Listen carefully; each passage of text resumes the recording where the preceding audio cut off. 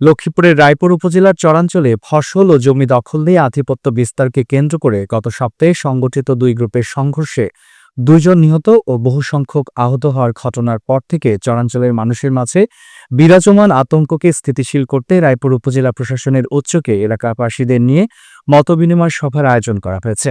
এতে প্রধান অতিথি হিসেবে উপস্থিত ছিলেন রায়পুর উপজেলা নির্বাহী অফিসার ইমরান খান ও বিশেষ অতিথি হিসেবে উপস্থিত ছিলেন রায়পুর উপজেলার সহকারী কমিশনার ভূমি শাহেদ আরমান।